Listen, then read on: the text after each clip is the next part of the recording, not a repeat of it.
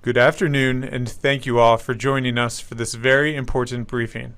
As always, we stand with Israel and the heroic soldiers of the IDF. Let us begin with Hatikva.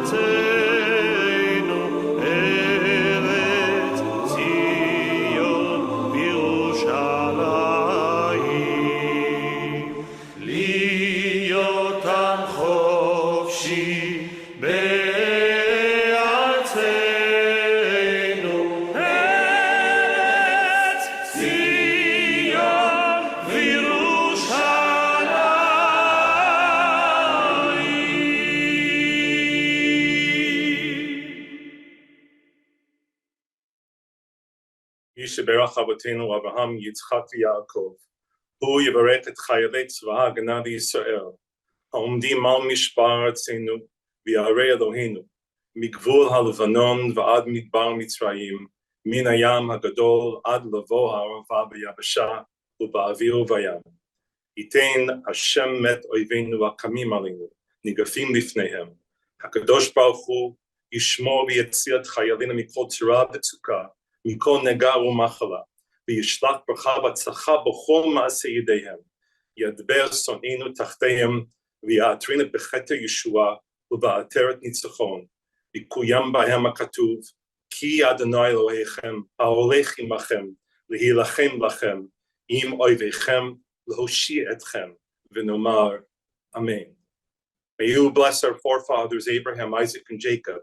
May he bless the fighters of the Israel Defense Forces, who stand guard over our land and the cities of our God, from the border of the Lebanon to the desert of Egypt, and from the great sea unto the approach of the Arava, on land, in the air, and on the sea.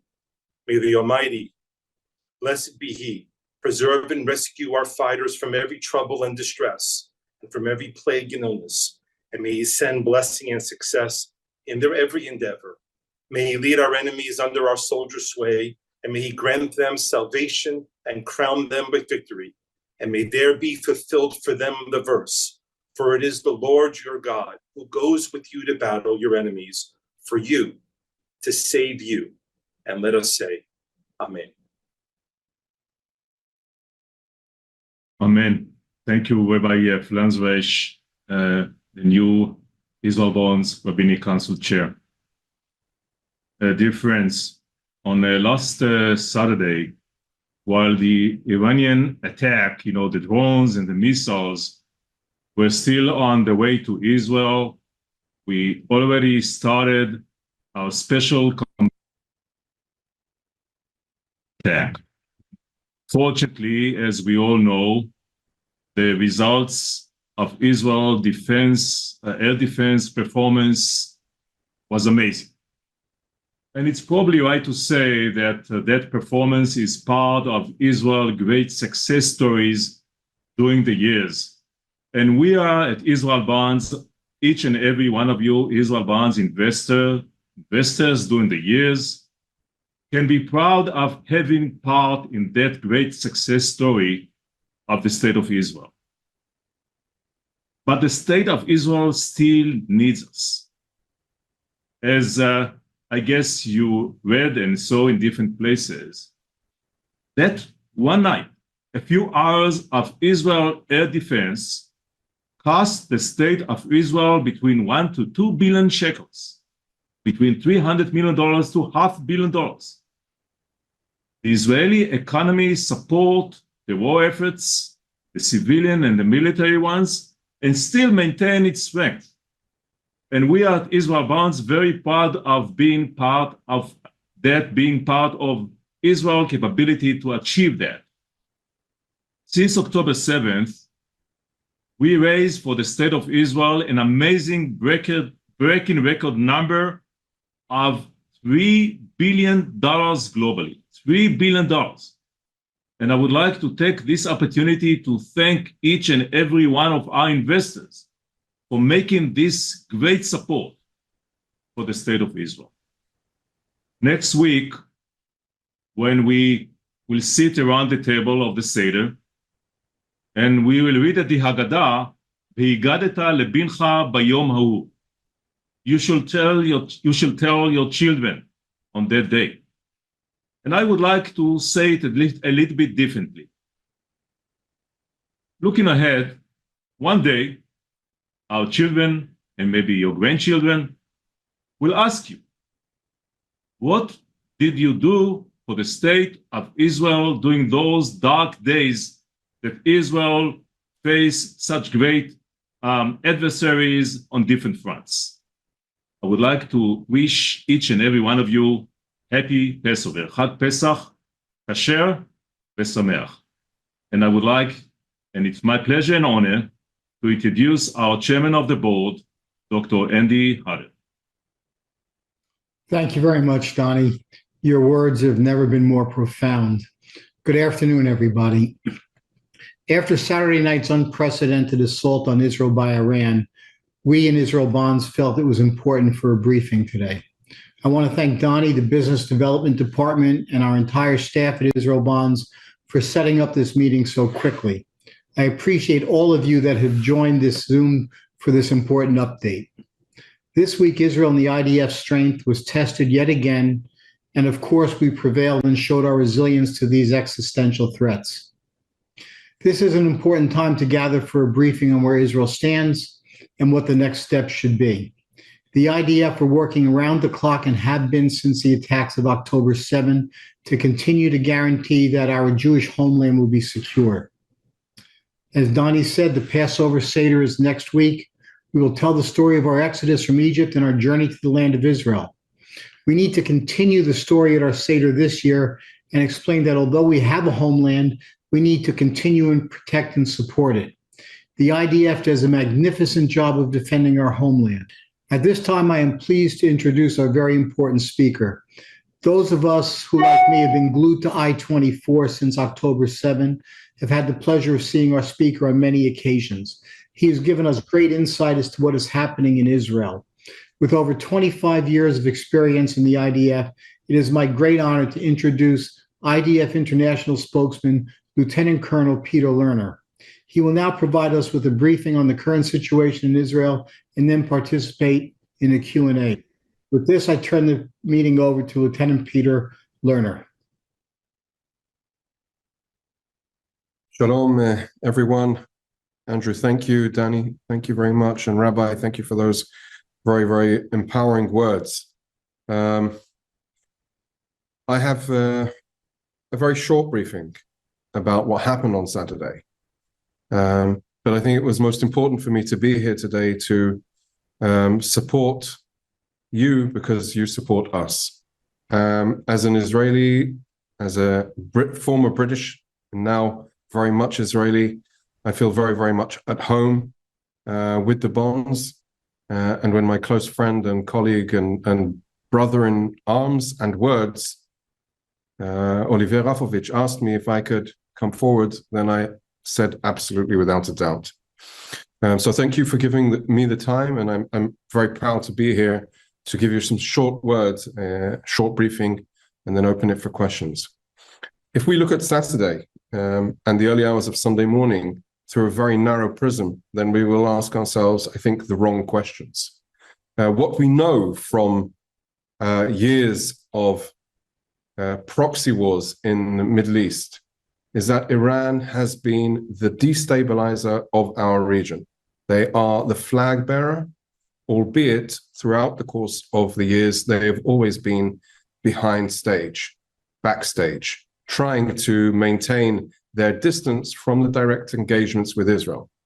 They've been doing it through developing their military nuclear program.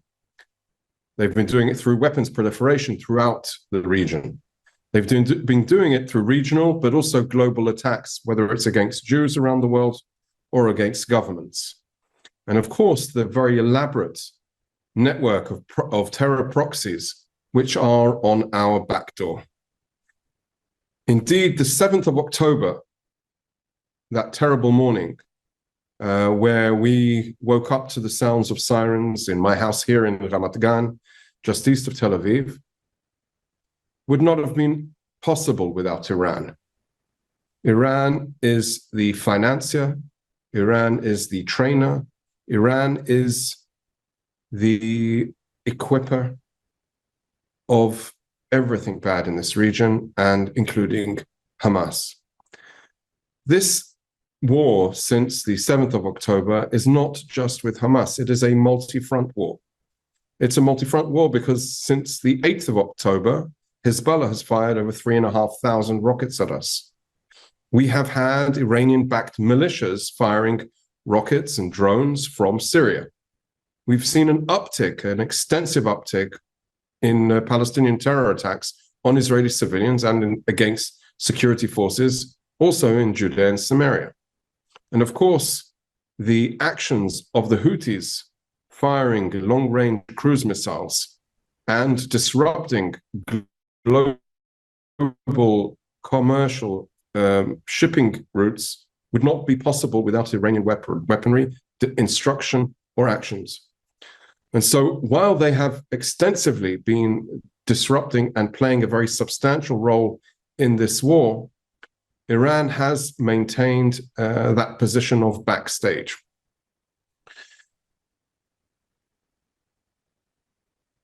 On the 13th of April, as we were working towards what we understood an Iranian attack on Israel, we made a few steps in order to prepare Israel's population.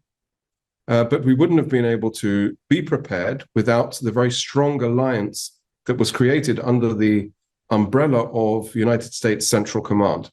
Indeed, Lieutenant General Herzi Halevi, our Chief of Staff, called on General Kurilla last week on Tuesday, and on Thursday morning, General Kurilla already was in Israel. Over the course of the next 2.5 days, the IDF and the US Central Command created and went in deep to the operational plan in anticipation for what was going to happen, creating a very clear of who does what, where, and when, creating that regional global alliance with the United Kingdom, with the French, and with regional players. From our perspective, that is probably the most strategic step in this part of the war, this part of the situation, in this development, because it solidified a very, very strong stance against Iran. In parallel to the military preparations, while we recruited extensively reservists from the aerial defense system, because we understood that it would be standoff rocket, missile, and drone attack, we created a very, very substantial ongoing communication with Israeli society.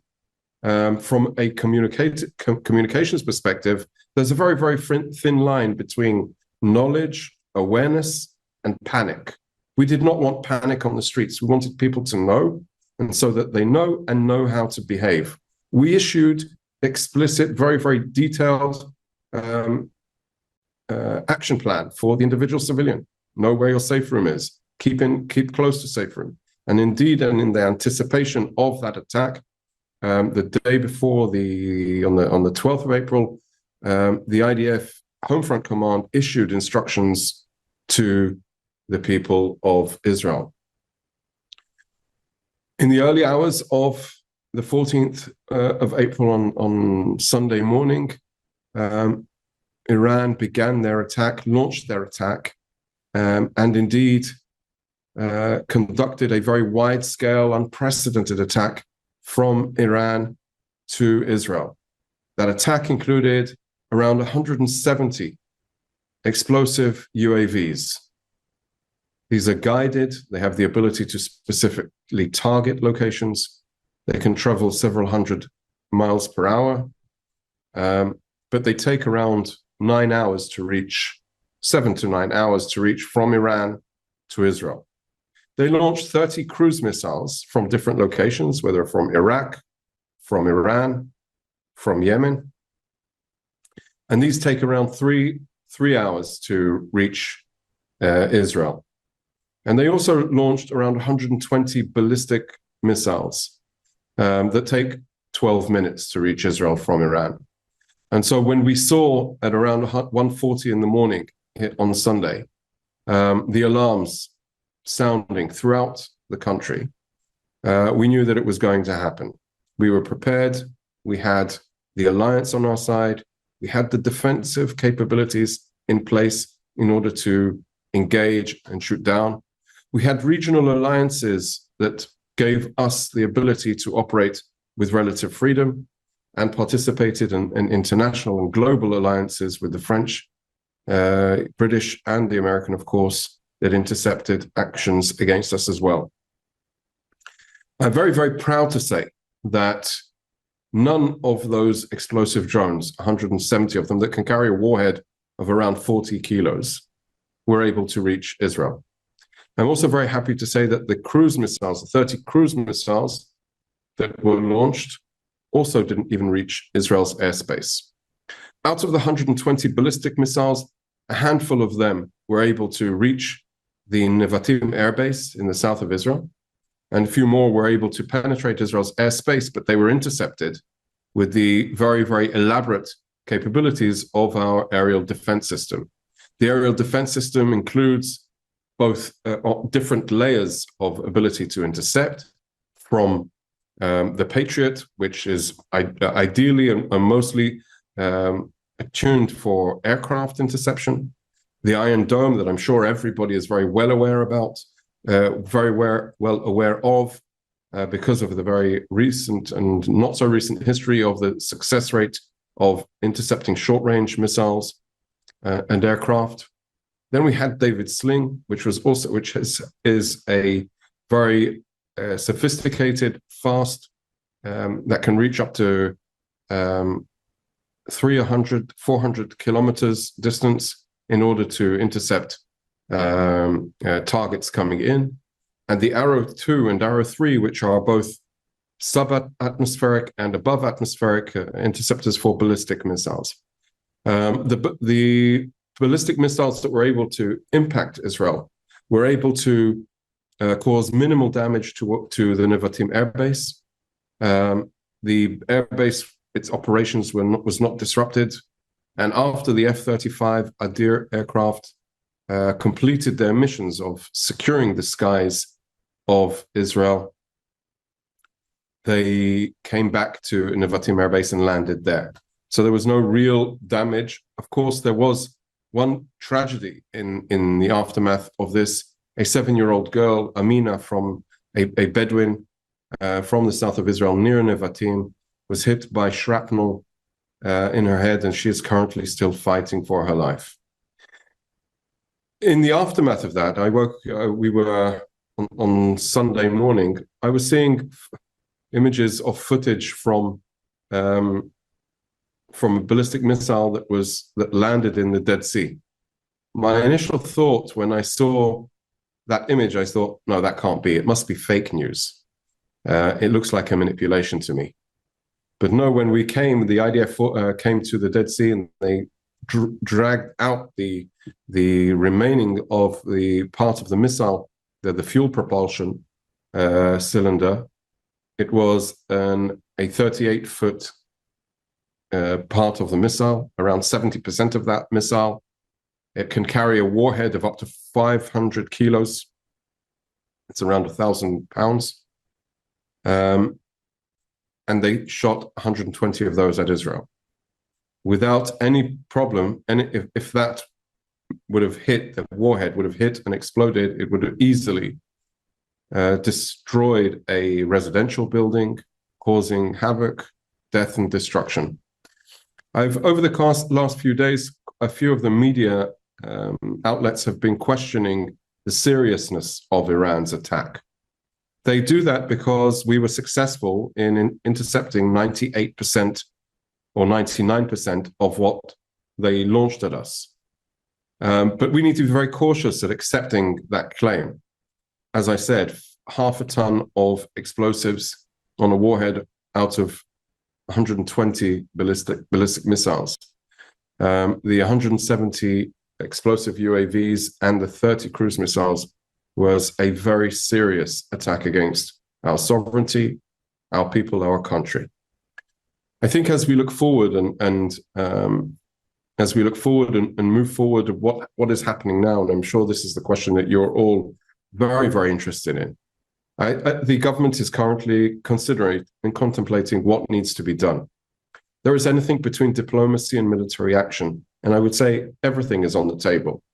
I think it's important, though, that those that are telling Israel not to act may be undermining the ability for all decent nations to fight against this type of enemy. The reason there was such a strong international and regional alliance is because everybody in the region understands the threat of Iran. Today or on Sunday, they launched an attack against Israel. Tomorrow it could be against Jordan, against Saudi Arabia, against the Emirates. It could be regional. And therefore, the thought of stopping now, and I think this is the chilling effect that many Israelis have. If we stop now, will we be setting ourselves up like we were on the 6th of October? Will we, if we don't consider the realm of action that needs to be taken in order to be very certain that this doesn't happen again, are we setting a new norm for Iran to attack us every time they see fit?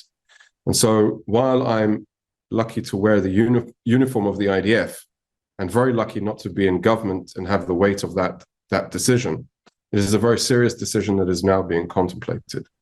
From the IDF's perspective, we have and will prepare the various spectrum of options, of military options that can be produced and delivered. And I'm very happy that we can look forward to continuing our efforts to defend the state of Israel, to utilize the military force responsibly, and continue our efforts to dismantle Hamas as a governing authority of the Gaza Strip, making sure that they never have the power of conducting the atrocities of the 7th of October ever again. And those that seek to fund them, finance them, equip them, train them, must know that there is a price for them to conduct these attacks. With that, I think I've been well exactly on my time. I want to thank you, and I'm open for questions. Thank you, Lieutenant Colonel Lerner, for this very important and insightful briefing. I am Eliza Fagan, Israel Bond's new leadership co-chair. I'm honored to begin our Q&A, starting with our first question before handing it off to Shira Lewis, Israel Bond's national chair member, for more questions. Lieutenant Colonel Lerner, can you tell us how will support given by the international coalition affect Israel's future? Thank you, Eliza. I think that is it is strategic in its immediate result, because it was decent nations coming together against a mutual enemy. It resulted in a very, very strong and successful prevention of mass death and destruction in Israel. As we look forward, and specifically on the regional level, but under the umbrella of the other international players that brought us all to the same table, it creates the opportunity to solidify the mutual understandings, the mutual respects that is required, but more importantly, the understanding that Iran is the big enemy of everyone here in the region. And while sometimes we carry the burden alone, carrying the burden together in a unified effort, delivered exactly what this region needs. So I think if anybody that wishes for peace in this region, and I know we all wish for peace in this region, we need to embrace this, the coalition, the alliance. We need to, and this is precisely the reason why I think the government is, okay, how do we respond to Iran now? We need to think about those that came to our help. And that is why, as we move forward, I think that there are many opportunities to broaden the scope of cooperation, strategic cooperation. There has been military cooperation in the region for many years, and even in some cases, joint exercises. This was, I think, the result of the United States Central Command effort. What happened a few years ago, Israel and the IDF specifically, we were connected not to United States Central Command, which is responsible for this part of the world. We were connected to United States European Command. And while some Israelis would like to belong to Europe, clearly that doesn't necessarily relate to the military challenges that we face. And for many years, Israel was pushing to join US CENTCOM, because we understand that they have the understanding, the intelligence, the operational capabilities. And despite the regional challenges, they brought that added value. And indeed, for the last few years, after joining the area of responsibility of United States Central Command, we were actually able to conduct joint exercises with regional players, joint exercises that empowered us. We exercised the scenario that was delivered on Sunday morning. So we were better prepared to respond to that threat because we trained at it. And I think that is so it's not only, I think it was good that we were training together. We've actually fought together, I think is even better. And that is definitely the seeding of more and deeper relations.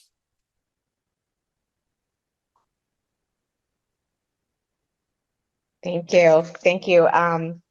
Lieutenant Colonel, it's just an honor to have you here to speak with us. My name is Shira Lewis. I am on the National Board of Directors of Israel Bonds. I'm also the treasurer of Israel Bonds, and I'm honored to have the privilege to ask you a couple of questions. So my first question is, with this additional front of attacks, how will this affect the current war in Gaza? And how do you think that these attacks will affect the northern front with Hezbollah? Very, very relevant questions, Shira. Thank you very much. I alluded to it at the end of my presentation that we can't let Hamas get off of the hook. This has to be a war that changes the paradigm, a war that creates a new, safer security reality for Israel. It needs to be a war that produces, of course, the 133 hostages that remain in the clutches of Hamas. Just this evening, Israel television broadcasted a new video that surfaced of Yarden Bibas, the father of Kfir and Ariel Bibas, the ginger babies that have become such familiar faces. And I think that Israeli society is still very much determined, and I think the government gets empowered by that determination to continue this fight to change the paradigm. I think the challenges on the front with Gaza continue to be the ongoing, continued and broadening of humanitarian assistance that needs to get in during the time of war. And we are very attentive to our allies that have been criticizing us for not doing it good enough. And sometimes I think that some of what's happening on the ground just doesn't add up. Meaning there is an ongoing humanitarian effort, which is multi-tiered. First of all, getting people out of harm's way in the course of war, so innocent civilians don't need to be harmed.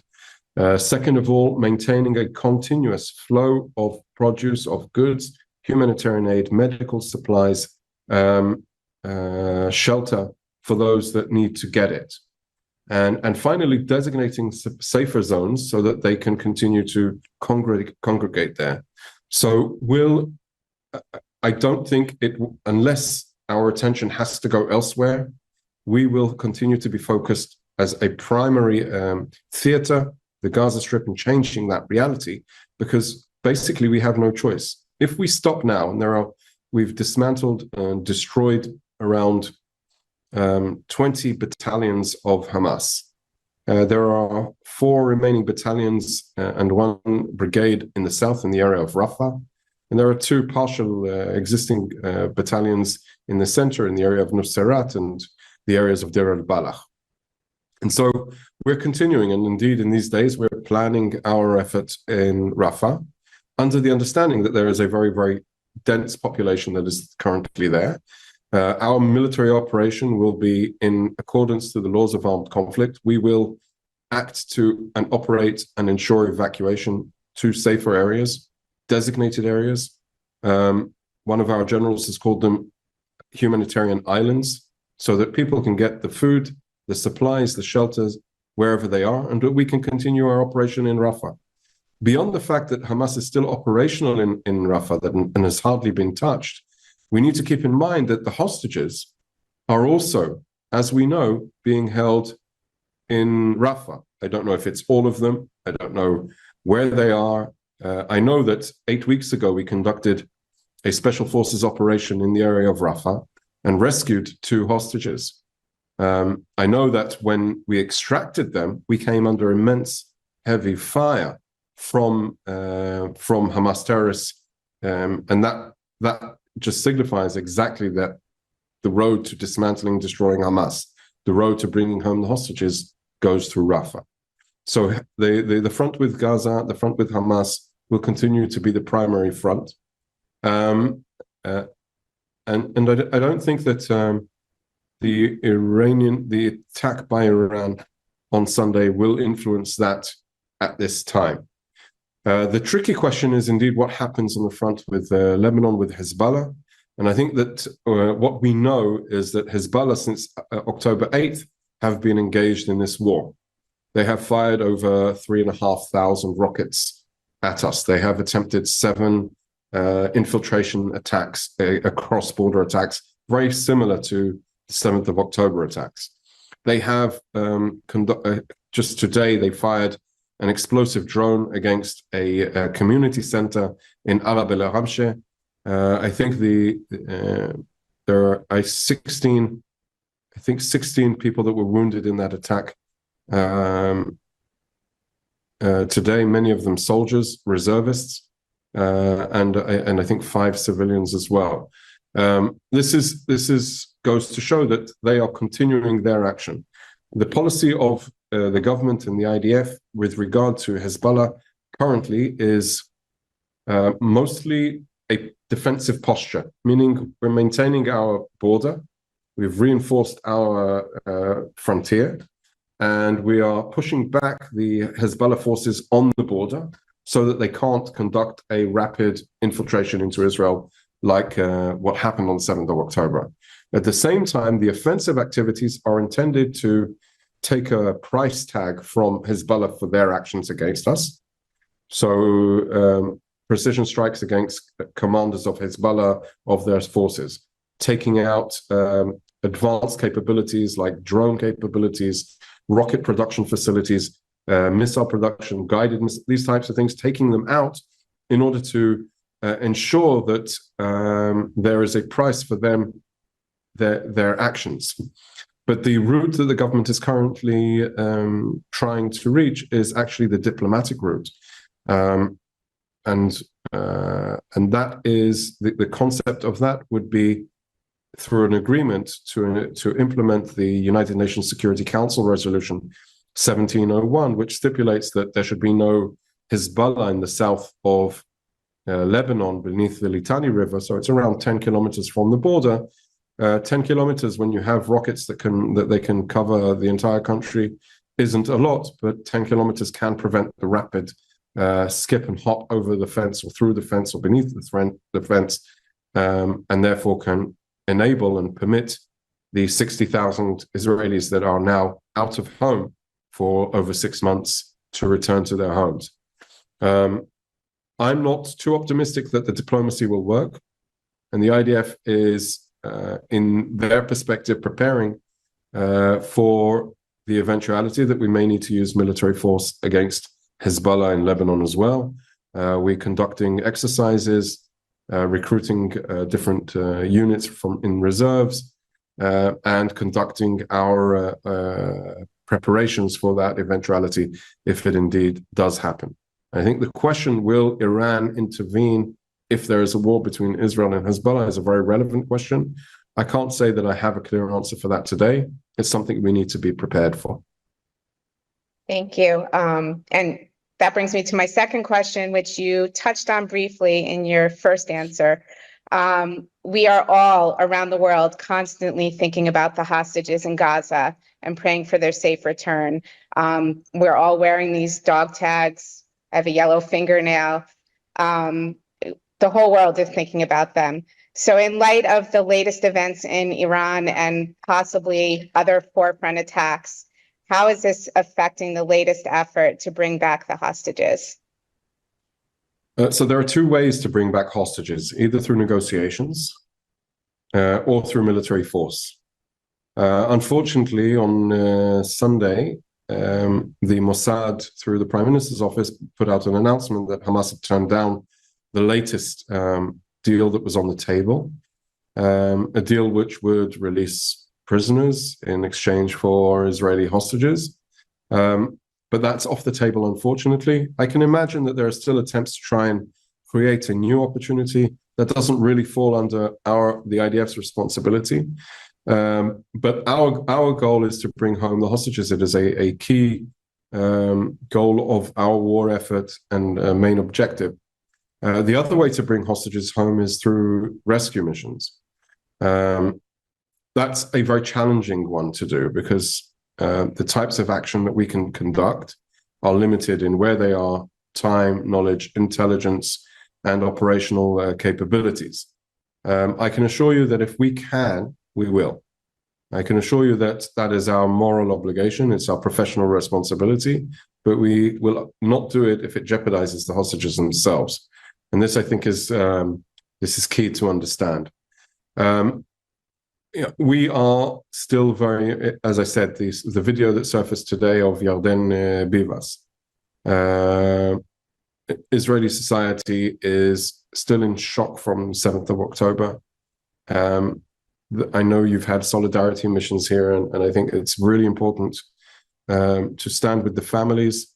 I myself, before I got called into action on Saturday, I was sitting down with the family of one of the released hostages, baby Abigail. I met with her family, and we are celebrating and ensuring that it remains on the table because it is an important issue. Our obligation is to bring them home. Our obligation is to create the operational opportunities, whether it's through immense pressure on Hamas and the Hamas leadership so that they feel that they have to come to the table, or by creating the operational boots on the ground option that can bring home successfully hostages. We've also conducted operations to bring home bodies of hostages. We don't want to do that, but we will. Thank you. Thank you so much, Lieutenant Colonel Lerner, for taking the time to join our briefing and for giving us insight into how Israel is handling this current situation. Also, thank you to everyone who participated on the call this afternoon. As you know, these are not typical times. We're being hit on all four fronts by our enemies. If there was ever a time to support and stand with the state of Israel, that time is now. Thank you. Have a happy Passover, Chag Sameach, and good night.